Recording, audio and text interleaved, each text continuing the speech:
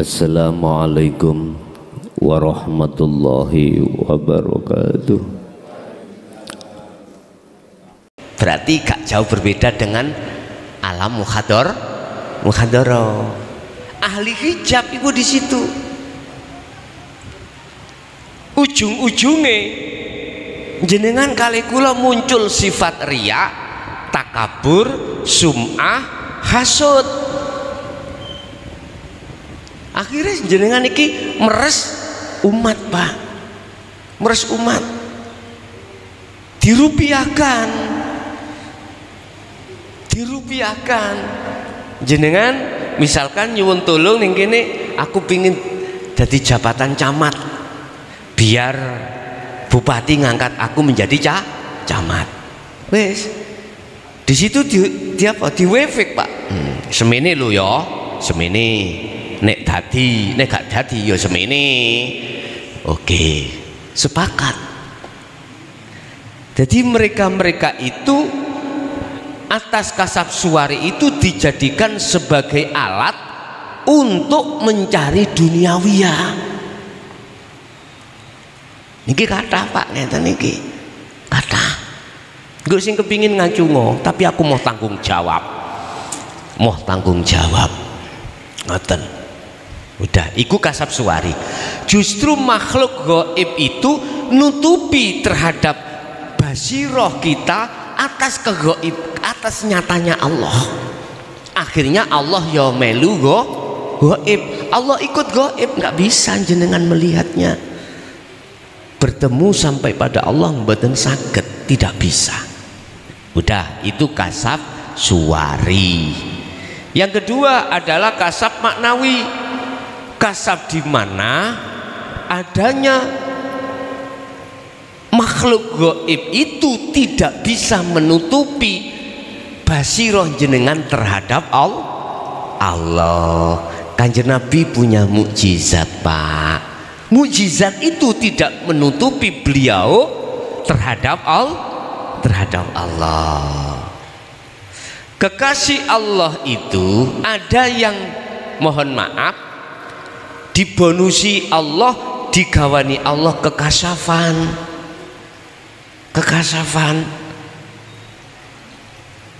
Tetapi kekasafan itu makhluk di dalamnya tidak bisa menutupi ruhaniyahnya ini terhadap Allah. Berarti di dalam alam kasaf itu juga ada alam musyahadah. Bagi siapa? Bagi mereka yang ruhaniyahnya itu sudah condong pada Allah, sudah condong. Siapa yang hatinya sudah condong pada Allah? Itulah mereka. Pertama prosesnya dia itu mengikuti apa ajaran Rasulullah di jalur hakikat menuju makrifat, bisa menerima.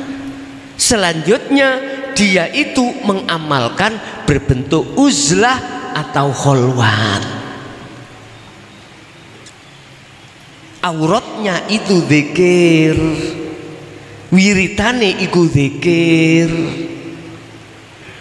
Dengan istiqomah baru terbukalah hijab-hijab baik yang ada di muhadharah maupun di mukasyafah. Beliaunya itu hilang. Setelah itu sampailah pada Allah. Itulah makom mukasyafah. Ada golongan kasab maknawi, itu juga kekasih Allah. Cirinya maknawi itu ada pintu yang bisa kemusyahadah. Ada pintu kemusyahadah. Sehingga ruhaniyah mereka, beliau-beliau itu tidak hanya ketika saat sholat saja, tetapi di luar aktivitas sholat ruhaniyah selalu bertemu Allah. Karena syarat dua selalu beliau bawa. Apa itu? Wa man kana yarju liqa'a rabbi falyamal amalan sholihan. Ruhaniyahnya selalu zikir sirul asrar. Cuman orang lain tidak tahu.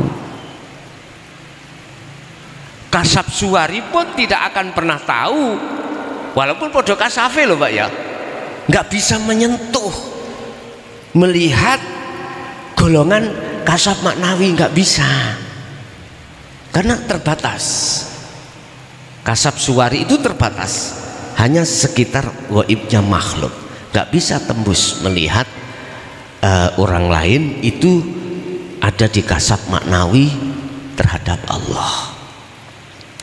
Bapak Ibu hadirin jamaah rahimakumullah.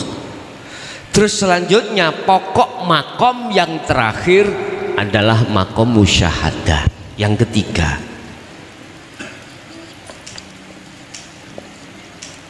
Musyahadah, makom di mana ruhaniyah ini, gaib Allah itu sudah hilang. Yang tadinya Allah itu gaib, baik ketika di muhadharah atau mukasyafah, itu sudah hilang Pak, gaibnya Allah. Disebut gaib sebabnya itu tidak tahu. Mengapa tidak tahu? Basiroh kita itu buta. Mengapa buta? Tertutup, terhijabi oleh makhluk yang ada di muhadharah ataupun di mukasyafah. Lah terus bisanya saya masuk di musyahadah itu bagaimana? Ini Pak yang terpenting. Substansi saya mendakwahkan, menyerukan ajaran Rasulullah itu di jalur dinul haq, hanya itu. Karena apa? Semua Rasulullah itu hanya satu mean tugasnya. Apa? Surat apa ini? Dicari.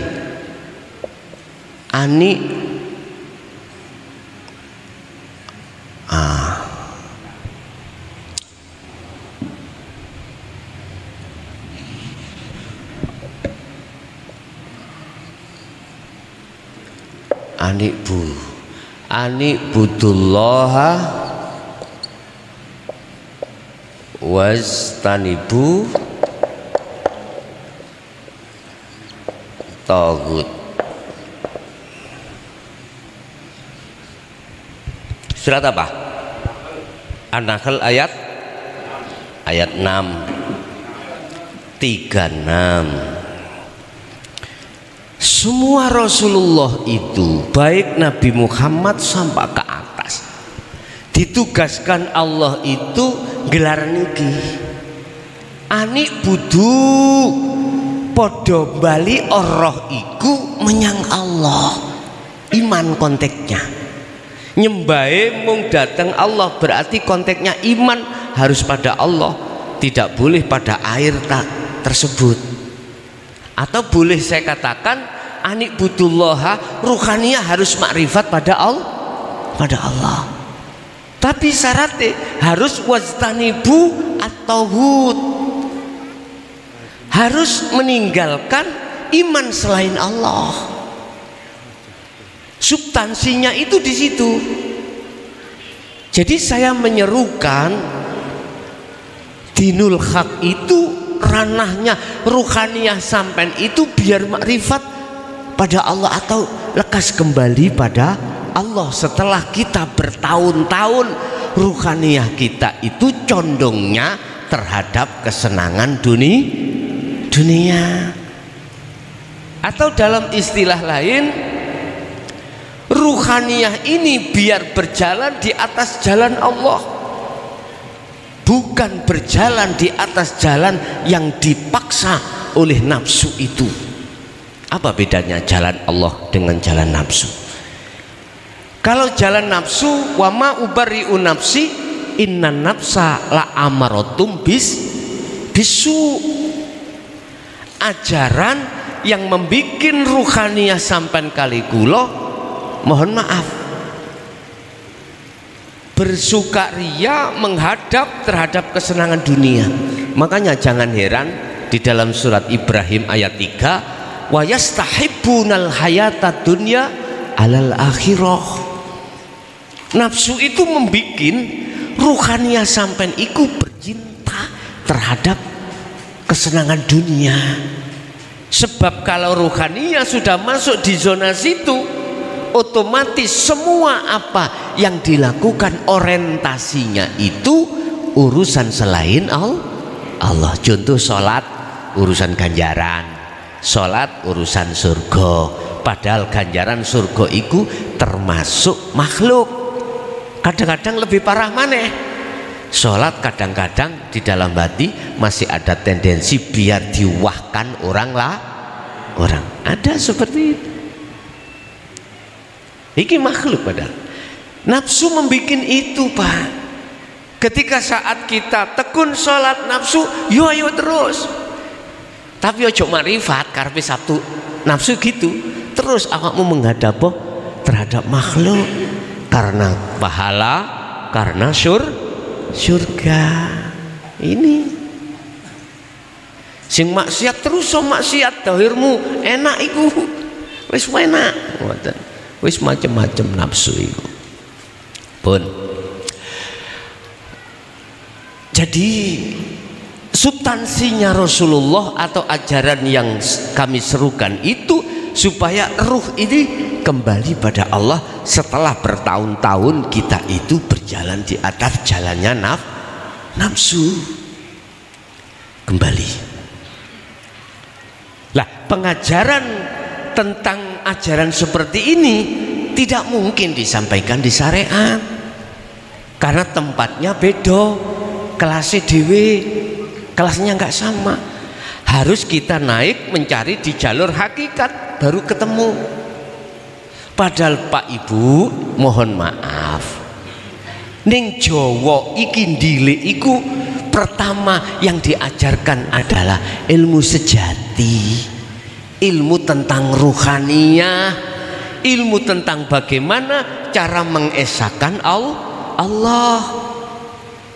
Berhubung para waline Allah dulu itu melihat masyarakat Jawa itu nggak bisa bangsa Arab, bahasa Arab Quran gak iso, akhirnya dijawakan, akhirnya terkenal ilmu kejawen, lah ngerti dah? Tapi itu mendidik budi luhur. Budi luhur akhirnya pelan-pelan syariatnya ditekakno, pelan-pelan. Akhirnya apa yang terjadi? Tures, tahu tures? Tertindas. Karena apa? Karena mereka-mereka yang mengerti ilmu syariah belum mengerti ilmu hakikat, pandang sudutnya itu beda sudah. Sebab hukum syariat itu membentengi jasmani atau mengatur jasmani habluminan nas ini, sedangkan ilmu sejati, ilmu tauhid membenteng rohani. Akhirnya beda pandangan, gelut Pak, berhubung kalah bolok singitan. Tak ngerti toh? Apa singitan bahasa Indonesia? Sembunyi. Mengeluarkan ajaran itu sembunyi-sembunyi. Sebab ketika muncul titik seperti ikan lele, ditutuk melebu maneh, munggah ditutuk melebu maneh. Nah ini. Lah, biar ini muncul lagi, biar ini berkembang lagi, maka Allah sengaja menurunkan surat Al-Baqarah ayat 238 juga terhadap surat Al-Anbiya ayat 25, surat Toha ayat 14 menjelaskan khusus tentang dinul haq. Bahasane dinul haq, tidak apa Islam sejati, bukan bahasa Jawa kejawen, enggak, engko ditutuk maneh nek kejawen. Akhirnya dinul haq, huwallazi arsala rasulahu bil huda wa dinil haq, ai dinut tauhid. Niku agama yang mendidik ruhaniyah supaya ruhaniyah itu menjadi ruhaniyah yang berbudi luhur. Wis bahasane bahasa Quran kabeh akhire diterima.